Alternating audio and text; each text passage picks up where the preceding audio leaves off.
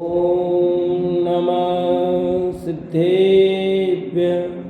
ओम नमः सिद्धेभ्यः। ओम नमः सिद्धेभ्यः। ओम जय जय जय।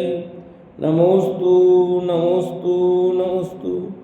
नमो अर्यन्ताणं नमो सेद्धाणं नमो ऐरियाणं नमो वजायाणं नमो लोये सवसाणं। जम जस जम्मि देसे जैन विहाणेन जम्मि कालम्मि नादं जिनेन नियदं जम्बं वा मरणं वा तमतस्स तम्मि देशे तेन विहाणेन तम्मि कालम्मि कोसक दिवारेदुं इंदुवात जिनिंदुवा एवं जो निश्चेदो झाणदिदवाणि सवपजाय सोस दिट्ठी शुद्धो जो संकदिसो को दिट्ठी। बोले जुनवाणी मात की जय हो। बोले श्रुति मात की जय हो। सलाह का पुरुष ग्रंथ पंडित रतनचंद जी बालपुर विरचित और हमारी चर्चा भगवान ऋषभदेव की जीवन संबंधी गाथाएं। अब उनके ऋषभदेव के गर्भ और जन्म कल्याण की चर्चाएं प्रारंभ करते हैं। उनके पूर्व के अनेक भवों की चर्चा अपन ने की। अब अंतिम भव संसार का, उस अंतिम भव की चर्चा प्रारंभ होती है। जब तीर्थंकर का जीव माता के गर्भ में आता है तब उसके गर्भ में आने के 6 माह पूर्व से कुबेर द्वारा प्रतिदिन 3 बार 3.5 करोड़ दिव्य रत्नों की वर्षा होती है, जिससे पूरे नगर में दरिद्रता का अभाव हो जाता है। तो गर्भ में आने के 6 महीने पहले देखो, और दिन में 3 बार, और एक बार में कितनी वर्षा है? 3.5 करोड़ दिव्य रत्न। तो दिन में कितने हो गए? 10.5 करोड़ रत्नों की वर्षा रोज हो। और ऐसे 180 दिन गर्भ में आने के पहले हो गए, और 9 महीने बाद में भी बताएंगे।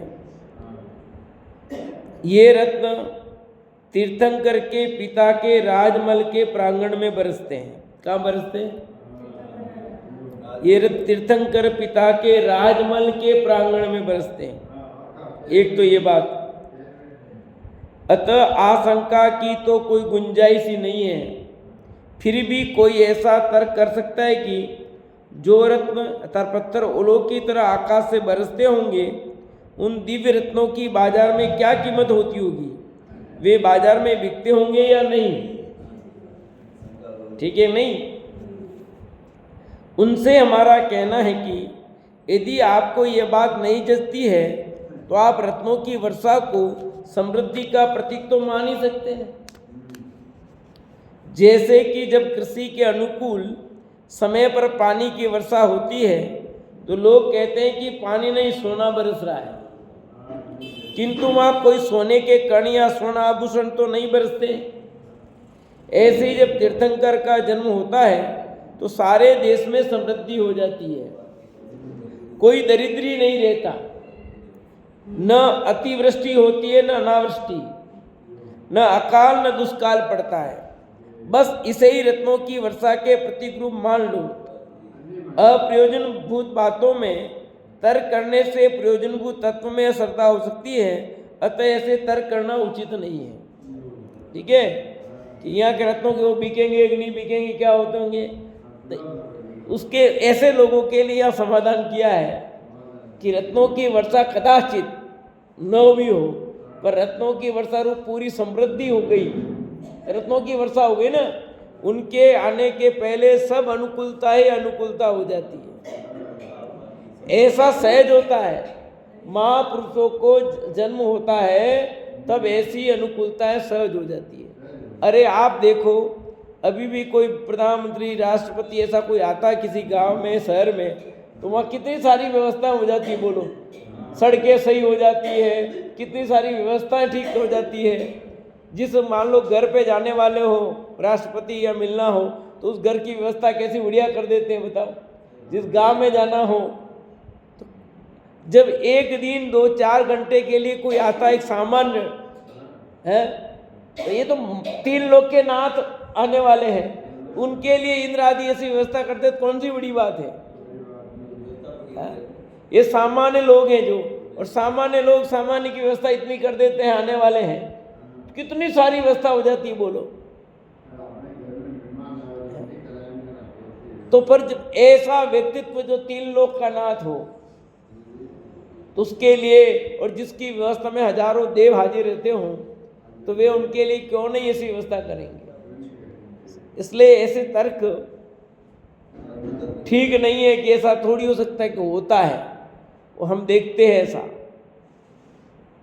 जिनवाणी में ऐसे उल्लेख आए हैं कि उस रत्न वर्षा से भगवान के पिता द्वारा किमिच्छिक दान देने से दरिद्रों की दरिद्रता समाप्त हो गई थी। इसका अर्थ भी यही है कि वे रत्न केवल शोभा मात्र नहीं होते, बल्कि बहुमूल्य होते हैं। उनसे दरिद्रों की दरिद्रता दूर होती है। किमिच्छिक दान देते हैं क्योंकि उनके कोई संतान पहले होती नहीं है, और संतान भी वो पहली होती है और अंतिम होती है, फिर पहली, और पिता एक ही होगा, माता एक उसकी, उस पिता के दूसरी पत्नियों से और बच्चे हो जाए अलग बात है, पर उस पिता के माँ वो एक ही।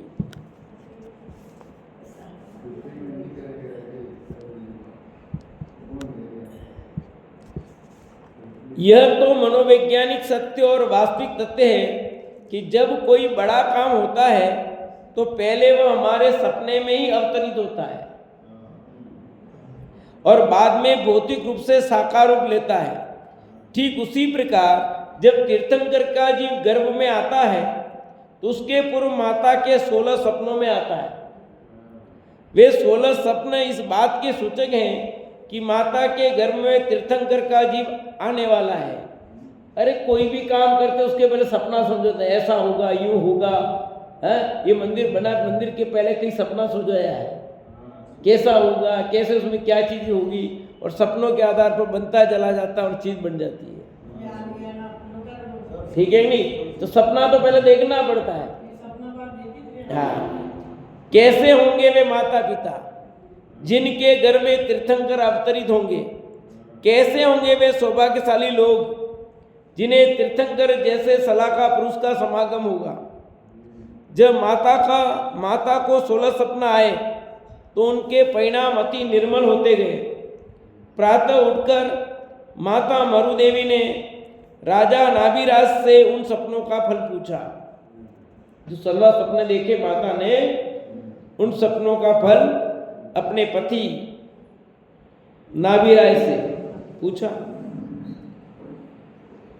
मरुदेवी पूछती है अपने पति से, नाभिराज से। नाभिराज क्या कहते हैं? हे रानी, 16 सपनों में प्रथम सपन में ऐरावत हाथी का देखना धर्म श्रेष्ठ पुत्र होने का सूचक है। पहला क्या देखा? और सबने देखे चित्र, 16 सपने देखे, और ये आपने कितनी बार दिखा दिए और देख लिए हैं।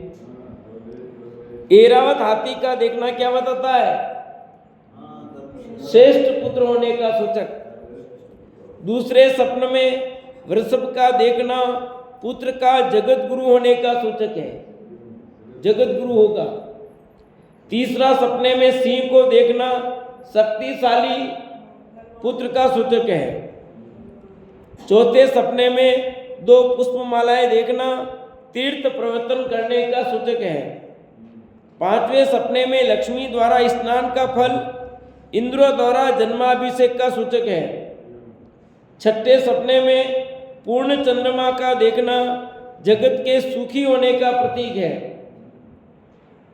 7वें सपने में उदित होते सूर्य का देखना प्रतापी होने का प्रतीक है। 8वें सपने में युगल स्वर्ण घटक का देखना निधतिपति होने का प्रतीक है। 9वें सपने में युगल मीनों का खेल देखना आनंद का प्रतीक है। 10वें सपना क्या देखा? कमल युक्त सरोवर देखना अनेक लक्षणों से शोभित होने का प्रतीक है।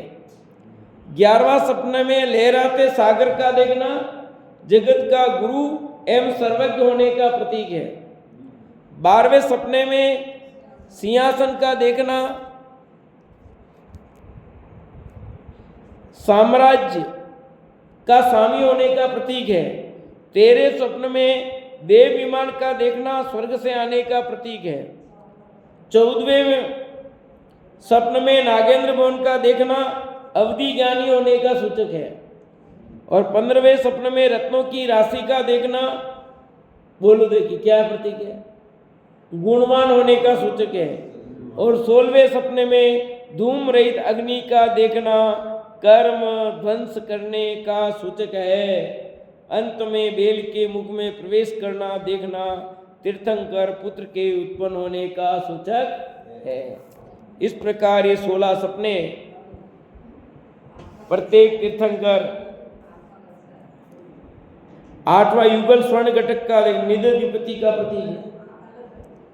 राजा नाभिराज के मुख से स्वप्न के फल सुनकर मरुदेवी हर्षित हुई।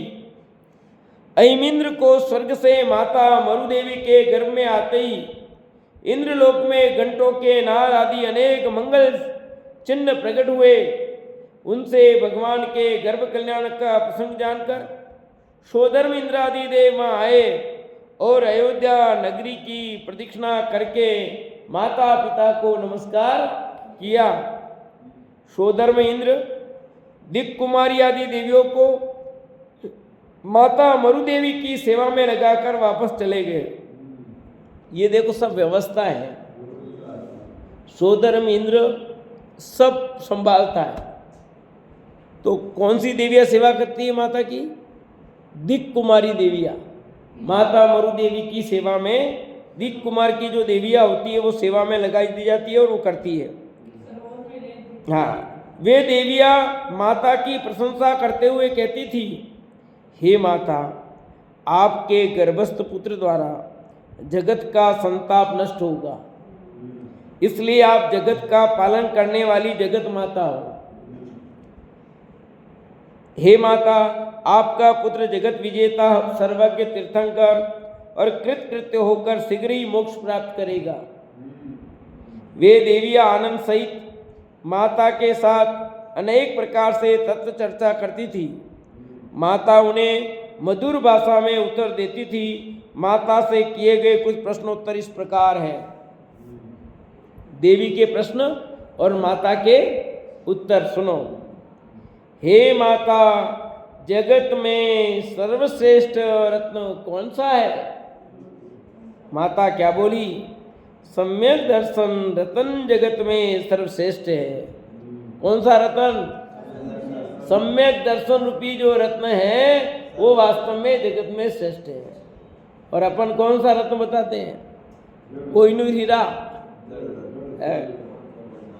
देवी ने पुनः प्रश्न किया, हे माता, जगत में किसका नाम, किसका जन्म सफल है? तो क्या जवाब देती है माता? जो आत्मा की साधना करे उसी का जन्म सफल है। जन्म किसका सफल है?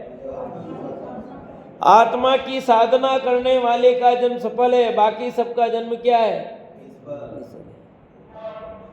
देखो सच यही है। मानुष पर्याय मिली वो किसके लिए मिली है? आत्म कल्याण के लिए मिली है। ये गुरुदेव की भाषा में कहूँ तो ये मनुष्य भव का अभाव करने के लिए मिला है, भव को बढ़ाने के लिए नहीं। और अपन क्या कर रहे हैं? वो बढ़ाने का काम कर रहे हैं। सबको किसमें रुचि ज़्यादा बताओ? कितने सबको पैसा पैसा किसी बात को कितना पैसा कमाते हैं भैया? कितने पैसे कमाते हैं? प्रश्न क्या करते हैं, कितने पैसे कमाते हैं? किसी को ये फुर्सत नहीं। ये बात इसलिए कह रहा हूँ, जैसे किसी संबंध की बात करते हैं तो ये नहीं पूछता कि किसने धर्म के संस्कार हैं। पहले ये पूछते थे लड़की को बक्ता मार आता है कि नहीं आता है, उसको ये आता है, लड़के को ये आता कि नहीं आता, ये पूछते थे।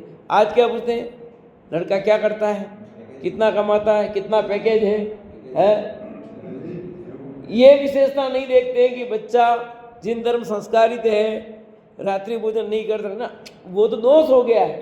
रात्रि भोजन नहीं करना लड़का लड़की का अवगुण हो गया आज की तारीख में। आलू प्याज नहीं खाना गुण होकर के अवगुण हो गया, तो नहीं करना समझ।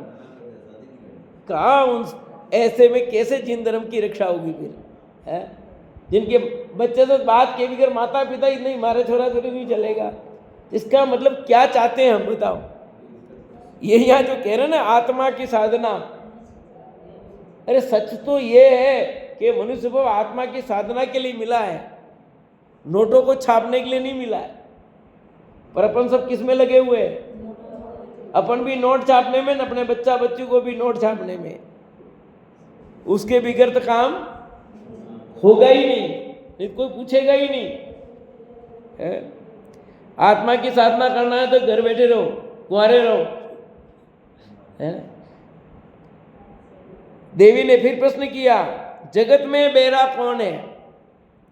जो जिन वचन नहीं सुनता वो बेरा है। बोलो, आपके लड़का लड़की बेरे हैं? किसने कहा आपको? अरे ये देखो जिनवाणी में लिखा,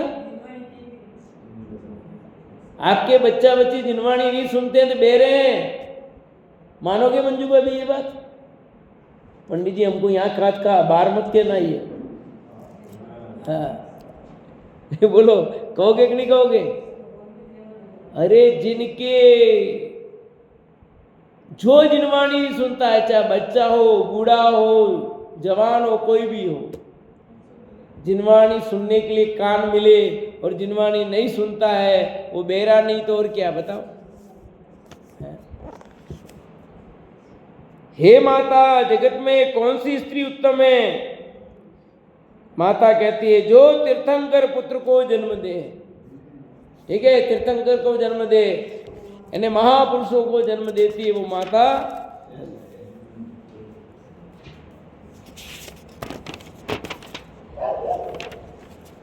इस प्रकार दीप कुमारी आदि देवियों 9 माह तक अनेक प्रकार से मरुदेवी माता की सेवा करती थी तथा विविध गोष्ठियों द्वारा माता को प्रसन्न रखती थी। ये हो गया गर्भ कल्याणक। अब जन्म कल्याणक आ जाओ। 9 बाद चैत्र कृष्ण नवमी के दिन, अभी मनाए ना अपन ने आदिनाथ जयंती, चैत्र कृष्ण नवमी के सुप्रभात में मरुदेवी के उदर से बालक ऋषभ का जन्म हुआ। 3 ज्ञान से शोभित बालक ऋषभ का जन्म होते ही तीनों लोकों में आनंद छा गया। पृथ्वी आनंद से झूम उठी, आकाश निर्मल हो गया, कल्प वृक्षों से पुष्पों की वर्षा होने लगी, सुगंधित वायु बहने लगी, इंद्रासन डोलने लगा, स्वर्ग में दिव्य बाजे बजने लगे, सर्वत्र आनंद छा गया। जन्म कल्याणक महोत्सव कैसा गजब का होता है ना? आज भी हम करते हैं तो सबको किसकी ज्यादा महिमा है? 5 कल्याणक में सबसे ज्यादा किसकी महिमा होती है? जन्म कल्याणक की होती है।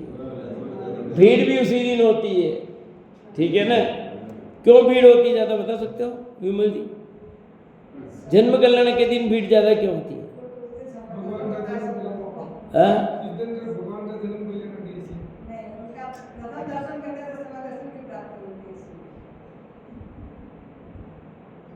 ये कारण नहीं है, इसलिए थोड़ी इकट्ठे होते लोग।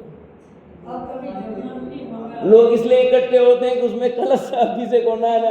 1008 सब कलश ले रखे हैं, 1008 कलश अभिषेक करना, अभिषेक अभिषेक करना, उनको देखना है?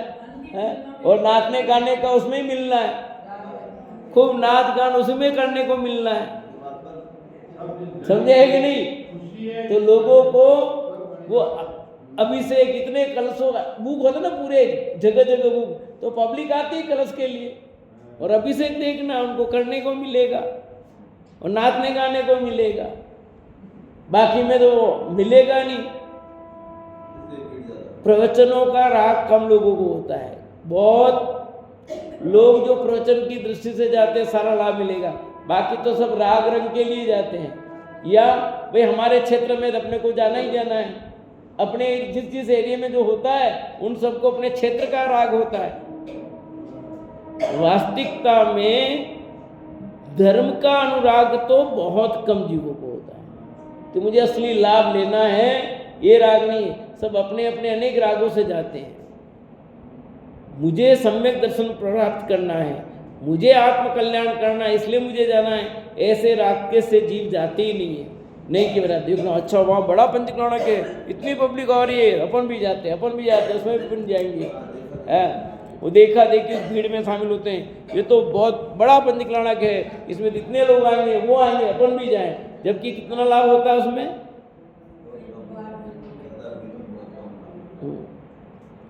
सचमुच कोई विशेष लाभ नहीं हो पाता है। आत्म कल्याण की दृष्टि से हमें सारे कल्याणकों में जाना चाहिए। उद्देश्य वही रखना। सारी भीड़ आएंगे, सबका अपना अपना उद्देश्य होता है, पर अपने को अपना गोल रखना, अपने को तो अपना तत्व लाभ लेना भैया, इसलिए जाना सबको। शंका, इन पंच कल्याणकों के संबंध में एक प्रश्न ये उठता है कि मोक्ष तो कल्याण स्वरूप है ही, केवल ज्ञान भी कल्याण स्वरूप है, तब भी कल्याण का कारण है, अतः इन तीनों को कल्याणक कहना तो उचित है, किंतु गर्भ में आना और जन्म लेना तो कल्याण का कारण नहीं है, फिर इन्हें कल्याणक क्यों कहा गया है? गर्भ में तो सभी आते हैं, जन्म भी सभी लेते हैं, तो तीर्थंकरों के गर्भ जन्म को कल्याणक कहने का क्या औचित्य है पर समझ में? भाई हमारा गर्भ हुआ तो गर्भ कल्याणक नहीं मनाया, हमारा जन्म हुआ तो जन्म कल्याणक नहीं मनाया, हमारा तो बर्थडे मनाते हैं, खुद को मनाना पड़ता है। अपना जन्मदिन तो अपने को मनाना पड़ रहा है ना, पर यहाँ भगवान नहीं मनाते अपना जन्मदिन, पब्लिक मनाती है। फर्क क्या समझाया नहीं है? आपने भगवान का जन्मदिन मनाया तो आपको वो कहना नहीं है थैंक यू। आपने मेरे जन्मदिन पर आपने जन्मदिन की बधाई दी, मुझे वापस आपको कहना पड़ेगा धन्यवाद, ठीक है? पर भगवान का जन्मदिन आपने मनाया तो उनको किसी को धन्यवाद कहने की जरूरत नहीं है। क्यों? वे मनाना ही चाहते हैं। तुम मनाओ, तुम्हारा काम जाने। समाधान, यद्यपि पुनः पुनः गर्भ में आना और बार बार जन्म लेना कल्याण स्वरूप नहीं होता भैया, परंतु जिस गर्भ एवं जन्म के बाद पुनः गर्भ में आकर 9 माह तक माता के उदर में औंधे मुंह लटकने का कष्ट न भोगना पड़े और जिसे बारंबार जन्म की असह्य पीड़ा न झेलना पड़े, उस गर्भ एवं जन्म को कल्याणक कहते हैं। बार बार जन्म नहीं, अंतिम गर्भ और अंतिम जन्म। आदिनाथ का जीव अब किसी माता के गर्भ में नहीं आएगा, जन्म भी नहीं लेगा, अतः उनके जन्म को जन्म कल्याणक कहते हैं। विशेष पुण्योदय से तीर्थंकर के जीव माता के गर्भ एवं जन्म में कष्ट नहीं पाते। ये विशेषता होती है कि तीर्थंकर का जीव माँ के गर्भ में आता है तो माँ को किसी प्रकार का कोई कष्ट नहीं होता। जैसे अन्य माताओं को होता है वैसा कुछ नहीं होता। उनका उदर भी नहीं बढ़ता है, उदर बढ़ता थोड़ा शर्म भी आती है ना, तो यहाँ वो बात भी नहीं है, उनका उदर भी नहीं बढ़ता है। बोलो, तीर्थंकर की माता भी गर्भकाल में प्रसूति के समय कष्ट नहीं पाती, सब सहज हो जाता है। अतः निसंदेह तीर्थंकर का गर्भ में आना गर्भ कल्याणक व जन्म लेना जन्म कल्याणक है।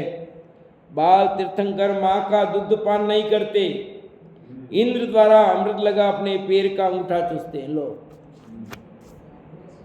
अपने खुद का अंगूठा चूसते, बच्चे देखे ना अपना अंगूठा चूसते हैं। क्यों? कि अंगूठे में अमृत होता है। यहाँ तो अमृत डाला ही जाता है, पर वैसे भी आपके अंगूठे में अमृत है। बच्चे अंगूठे को चूसते, अपने पैरों के देखा आपने, बच्चे चूसते, अमृत होता है इसमें। और चरण स्पर्श भी अंगूठे को किया जाता है। लोग खड़े खड़े यूं ऐसे कर देते हैं, ये गलत है, ये चरण स्पर्श नहीं होता है। चरण स्पर्श करने के लिए दोनों जो अंगूठे उनको स्पर्श किया जाता है। आप भगवान को स्पर्श करते हो, दोनों अंगूठों को स्पर्श किया जाता है। आया समझ में? ये नियम है सब कुछ। जन्माभिषेक के पश्चात बाल तीर्थंकर ऋषभ देव की शोधर्म इंद्र द्वारा स्तुति की गई। स्तुति का सार इस प्रकार है। कैसे स्तुति की होगी? उसके जो भक्ति पर एक उसके अंदर के भाव को यहाँ संजोया है। हे देव, मिथ्या ज्ञान रूप अंधकूप में पड़े हुए हम संसारी प्राणियों को प्रकाशमय धर्मभूमि पर निकालने हेतु एकमात्र आप ही हस्तावलंबन है। कौन कह रहा है? शोधर्म इंद्र आदि जो है क्या कह रहे हैं प्रभु से कि हम मिथ्या ज्ञान रूपी अंधकूप में पड़े हैं। शोधर्म तो सम्यक दृष्टि होता है कि मिथ्या दृष्टि होता है? सम्यक दृष्टि होता है। फिर भी सब जीवों की अपेक्षा कथन है। ऐसा सम्यक नहीं, नित्य तो सम्यक दृष्टि होता है, ऐसा क्यों लिखा? ये सामान्य कथन, सब जीवों की दृष्टि। हे देव, मिथ्या ज्ञान रूप अंधकूप में पड़े हम संसारी प्राणियों को, क्या लिखा? मैं नहीं लिखा, हम संसारी प्राणियों को प्रकाश में धर्मभूमि पर निकालने हेतु एकमात्र आप ही हस्तावलंबन है। इस संसार रूपी समुद्र से पार उतारने में आप ही समर्थ हैं। आपकी दिव्यधनी रूपी वचन किरणों द्वारा हमारे हृदय का घोर अंधकार नष्ट होगा। कि जब आपकी दिव्यधनी खिलेगी उससे हमारे अंदर का ये जो अंधकार है वो अंधकार दूर होगा, अज्ञान अंधकार दूर होगा। हे प्रभु, आपका प्रकट होने वाला केवल ज्ञान सूर्य अनंत पदार्थों को एक साथ प्रकाशित करने वाला होगा। 3 लोक और 3 काल के पदार्थों को एक साथ एक समय में जानेगा। हे नाथ, आप अतुल्य बल के धारक हैं। इस कारण आपके 90 पूर्व भव का महाबल नाम अब सार्थक हो गया है। इससे 9 पूर्व आपका नाम क्या था? महाबल। और आज आप महाबली हो। अभी तो शरीर की बात चल रही है, वैसे भी आत्मा भी अनंत शक्ति का धनी तो है ही, पर यहाँ शरीर की दृष्टि से भी कह रहे हैं कि अनंत अभी भी शक्ति कैसी है शरीर में? उत्तम सेनन है, सर्वोत्कृष्ट सेनन। तो उनके शरीर की कितनी ताकत है कि उंगली चक्रवर्ती भी उनकी उंगली को नहीं मोड़ सके। पूरी सेना लग जाए तो एक उंगली को यूं से यूं नहीं कर सके। जो कर रहा ना इतनी नहीं कर सकता वो। तो कितनी ताकत होगी समझो।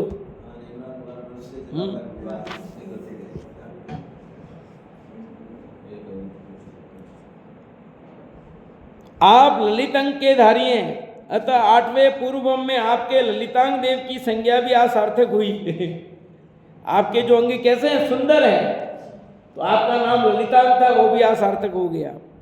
इसी प्रकार आपके जितने भी पूर्वों के नामों के उल्लेख पुराणों में प्राप्त हैं, आपने इस वर्तमान ऋषभ देव के भव में उन सब नाम निक्षेपों के नामों को भाव निक्षेप में परिवर्तित कर दिया है, सभी नामों को सार्थक सिद्ध कर दिया है। इस प्रकार जो 3 लोक के अधिपति हैं, इंद्रादि द्वारा पूज्य हैं, हमें भी उनका आश्रय लेने योग्य है। ऐसे भगवान ऋषभदेव नाभिराज के गर्भ में दिव्य भोग भोगते हुए देव कुमारों के साथ साथ चिरकाल तक क्रीड़ा करते रहे।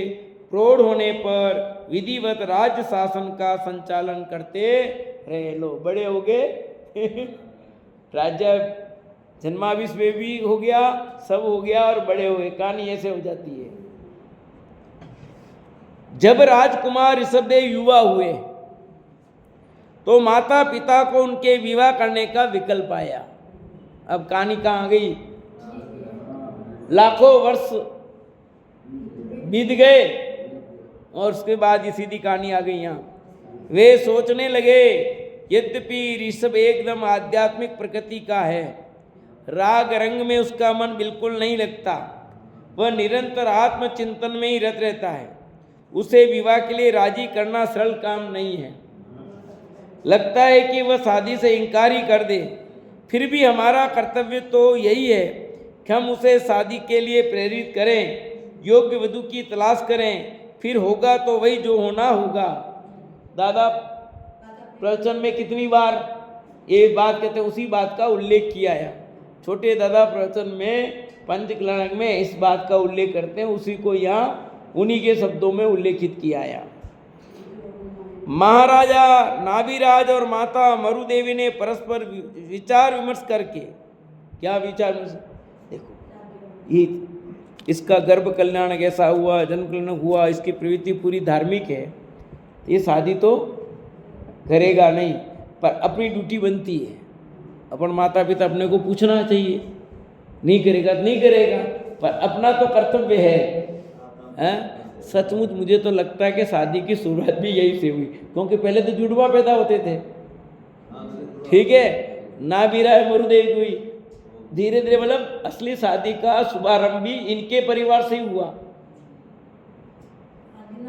हाँ, शुरुआत इनसे ही हुई है, आरदान की प्रवृत्ति हुई, जन्म कल्याण, इनसे ही, इनके परिवारों से सब काम शुरू हुए समझो। जो भी काम हुए, अच्छे को तो, लड़ाई वाले काम को तो भी इनके घर से ही हुए। लड़ाई झगड़ा भी इनके घर से शुरू हुआ, नहीं हुआ? भरत बाहुबली झगड़े, भाई भाई झगड़ने का भी यहीं से शुरू हुआ, ठीक है कि नहीं? और धर्म का विरोध करने वाला भी इनके घर से पैदा हुआ, मारीची। शादी ब्याह की शुरुआत भी इनके, आहार का प्रथम शुरुआत देखो, सब काम इनके घर से शुरू हुए, मोक्ष भी इनके घर से, सब अच्छे बुरे सब यही से समझो। तो विचार करके गए, अब क्या आता देखो, नाना प्रबल युक्तियां सोचकर एक दिन राजकुमार ऋषभ से कहा, बहुत सारे, वो यूं कहेगा तो अपन ऐसा कहेंगे, वो यूं कहेगा, क्योंकि माता पिता दोनों पति पत्नी मिलकर के सारे, वो यूं कहेगा तो अपन यूं कहेंगे, क्योंकि जैसे तुम मनाएंगे नहीं मनाएगा देखेंगे, वैसे तो मानने वाला है नहीं, फिर भी अपन, आओ पुत्र ऋषभ, हम तुमसे एक बहुत जरूरी बात करनी है। ऋषभ देव ने कहा, आज्ञा दीजिए तात, आपकी प्रसन्नता के लिए मैं आपकी आज्ञा सिरोधार्य करने की तत्पर हूं। महाराजा नाभिराज बोले, बेटा हमें तुमसे यही अपेक्षा और आशा है, पर बात जरा गंभीर है, चलो तुम्हारे कक्ष में चलकर बैठते हैं, वहां शांति से बात करेंगे। बड़ी बात गंभीर, शादी सगाई की बात हो तो बड़ा मामला। राजकुमार ऋषभदेव के कक्ष में बैठकर महाराजा नाभिराज लंबी भूमिका बांधते हुए समझाने लगे, बेटा अब तुम युवा हो गए हो, यद्यपि हम जानते हैं कि तुम्हें सांसारिक सुखाभास में किंचित भी रुचि नहीं है, परंतु तुम्हें अपनी माता की मनोकामना तो पूर्ण करनी होगी। यह सच है कि आत्मधर्म ही सर्वोप्रिय है, अतः तुम आत्मलीन होना चाहते हो, पर यह काम गृहस्थ धर्म के रहकर भी तो हो सकता है। हमने तुम्हारे योग्य अनेक कन्याएं देख रखी है, बस तुम्हारे हाँ करने की देर है। सारी भूमिका बना करके संक्षेप में बात रखी कि ये है भैया, अपनी मम्मी की बात तो रखनी, पिताजी कह रहे हैं तो पिताजी मम्मी के माथे डाले ना। और ज्यादा राग किसको होता है? माँ को। बेटा का जल्दी शादी कराने का राग माँ को, फटाफट करा दे ताकि बहू घर में आ जाए और पालना झुला दे उनको, है कि नहीं? ऋषभ देव ने सहज ही स्वीकृति देते हुए कहा, ठीक है जैसी आपकी इच्छा। इतनी सहजता से ऋषभ की हाँ सुनकर नाभिराज और मरुदेवी चकित रह गए। वो कहे इतना जल्दी, मानो लार पढ़ रहा हो तो बेटा ही है शादी करने के लिए, ऐसा उत्तर दे दिया उसने तो। ठीक है तैयार, ओके। माँ मरुदेवी कहने लगी, हम तो सोचते थे कि उसे यह स्वीकृत करना सहज कार्य नहीं है, पर यहाँ तो कुछ करना ही नहीं पड़ा। हाँ, लंबी रामायण गानी नहीं पड़ी, तर्क वितर्क कुछ हुआ ही नहीं। सच है, महापुरुषों की वृत्ति और प्रवृत्ति अत्यंत सरल होती है। तीर्थंकर का जीव है ना, जब जो मन में होता है तब वही वचनों में व्यक्त कर देता है। यही तो सरलता है महापुरुषों की।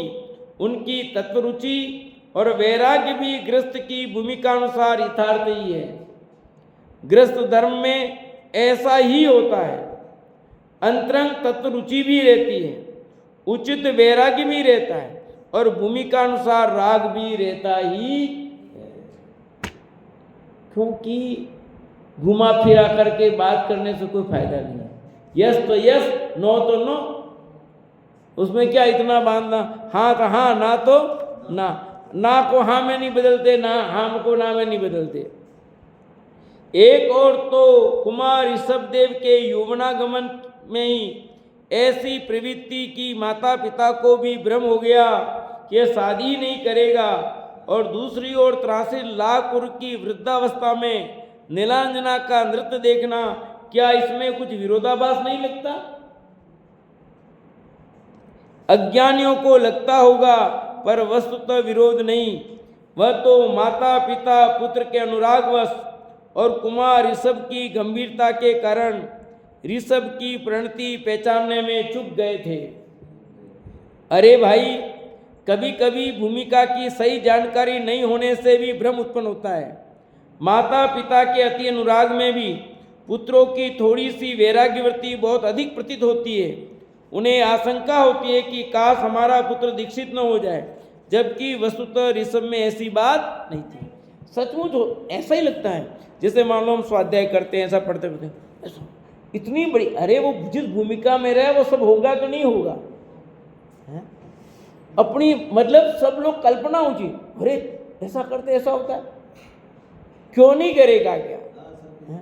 अब राजा है तो राजा के भूमिका में सब नहीं होगा क्या? उनको इतने बड़े धर्मात्मा गर्भ कल्याणक बनाया, इनका जन्म कल्याणक बनाया, आगे तीर्थंकर बनने वाले हैं। ये देखो तो 6 प्रकार की व्यवसाय बता रहे हैं, असी मृषि कृषि बताना चाहिए उनको। बताओ विमल जी, बताना चाहिए था कि नहीं बताना चाहिए था? बताओ। ऋषभ देव को 6 प्रकार का व्यापार समझाना चाहिए था। अच्छा किया उन्होंने। कितना पाप लगा होगा? पाप रजे, किस पद पर है वो? अभी वो राजा है तो राजा की भूमिका नहीं निभाएंगे, बताओ है? अब अरे वो बनेंगे, ये बात भी सही है कि उनका जीवन वैसा है, धर्म में है, परंतु जिस जिस भूमिका में जहाँ जहाँ होंगे वे सब कर्तव्य को निभा करेंगे। महापुरुषों का जीवन अंदर में कुछ और बाहर में कुछ ऐसा नहीं होता है। उनकी खुला होता खाता, सब जो भी करते हैं वो खुला है। शादी की एक बार में, हाँ कितनी शादी की थी ऋषभदेव ने? 2, कई 2, और शांतिनाथ ने 96,000। अब शांतिनाथ भी तीर्थंकर थे क्या? और 96,000 शादी करनी थी। उनका भी गर्भ कल्याणक मनाया था कि नहीं मनाया था? जन्म कल्याणक मनाया था कि नहीं मनाया था? उनको पता नहीं था मैं तीर्थंकर होने वाला हूँ, मैं भगवान बनने वाला हूँ। फिर इतनी शादी करके इतना पापेड़ा क्यों किया? इतनी लाइन, इतनी फौज बच्चों की क्यों पैदा की? अरे भैया, हमारी सोच ही पता नहीं है। हम लोग ऐसा सोचते हैं कि कुछ पता नहीं है। किस भूमिका में कौन कौन क्या कर सकता है, ये सब पता होना चाहिए। समझे नहीं? तब उन्होंने शादी की, उनके बाल बच्चे भी हुए, तो उनकी पत्नियों के साथ वो सब रहते थे, करते थे, और चक्रवर्ती का भोग एक दिन भी वो नहीं होता है। फिर तो हम लोग कुछ अलग टाइप से सोचते हैं। अच्छा पंडित जी, उनको तो ऐसा नहीं करना चाहिए, ऐसा नहीं करना चाहिए। पंडित जी इनको ऐसा नहीं करना चाहिए, नहीं करना। जैसे ना लोग में टीचर है, टीचर मतलब अध्यापक है, अध्यापक को ये शोभा नहीं था, ये नहीं करना है। क्या वो मानव नहीं है? वो अध्यापक है तो उसको वो कार्य नहीं करेगा क्या है? बाकी सब कुछ कर सकते हैं, वो टीचर है तो उसको नहीं करना चाहिए। क्योंकि नजर कारण भी है, देखो गलत सोच नहीं है, क्योंकि वो टीचर है मतलब शिक्षक है, एक ज्ञान देने वाला है, तो उसका आचरण उच्च होना ही चाहिए। ऐसे जो विद्वान है तो विद्वान का आचरण भी उच्च होना चाहिए। पर उच्च होने का मतलब ये नहीं है कि वो गृहस्थ की भूमिका में है तो गृहस्थ की भूमिका कुछ निभाएगा ही नहीं, उसका वो निर्वाह नहीं होगा। कई बार तो घर वाले भी भूल करते हैं, बाल बच्चे भी भूल करते हैं, पत्नी या पति, यदि पत्नी धर्मात्मा तो पति भूल करता है, और पति धर्मात्मा ज़्यादा हो तो पत्नी भूल करती है। इतने करते ऐसे, इनको ऐसे करते ये तो, अरे क्यों नहीं करेंगे? वो है समझे कि नहीं? वो जिस स्टेज में है उनका वो सब चीज होगी, नहीं होगी ऐसा यही यहाँ कहना है। नाभिराज और मरुदेवी का ये सोचना है कि यह तो शादी नहीं करेगा, उनके अति अनुराग का ही द्योतक था। उनके वैराग्यमयी सदाचारी यौवन अवस्था में शादी करने का सहज राग तो तब था ही, तदनुसार ही उन्होंने हाँ की थी। और वैसी वैराग्यवर्ती के रहते उनका नीलांजना का नृत्य देखना चौथे गुणस्थान की भूमिका में अनुचित नहीं कहा जा सकता। किसका नृत्य देख रहे थे? नीलांजना का नृत्य, डांस देख रहे थे। कौन? ऋषभदेव, मतलब तीर्थंकर बनने वाला जी, जिनका जन्म कल्याणक मना चुके हो आप, गर्भ कल्याणक मना चुके हो, और अब कुछ समय में दीक्षा कल्याणक मनाओगे। वो देख रहे हैं डांस, और हमने कहा पिक्चर देखी हो, पंडित जी पिक्चर देखी, मतलब क्या यही अंदर है। नहीं देखनी चाहिए, अच्छी बात नहीं देखना। बात ये है कि क्या है, अरे ज्ञानी जीव का जीवन अलग होता है भैया। उनका जन्मदिन मनाया जा रहा था, नीलांजना का नृत्य नहीं देख रहे थे सचमुच, सचमुच तो उनका जन्मदिन मनाया जा रहा था। जितने भी तीर्थंकर हैं उनकी दीक्षा कल्याणक ज़्यादा जन्मदिन के दिन हुआ। आप देखो, उनको वैराग्य अपने जन्मदिन के हुआ है, तो उनका जन्मदिन दीक्षा कल्याणक के रूप में बदल गया। आप देखो, तो इनका तो ये नीलांजना का नृत्य देख रहे थे, आपको ऐसा लग रहा है, पर अंदर में तो वृत्ति और काम कर रही है। बस ऐसा ही होता है, जैसे ना देख तो ये रहे थे, पर हम सोच क्या रहे थे, हमारी सोच अलग चलती है। आप भी देखते और हम भी देखते, पर हमारे देखने का नजरिया अलग होता है।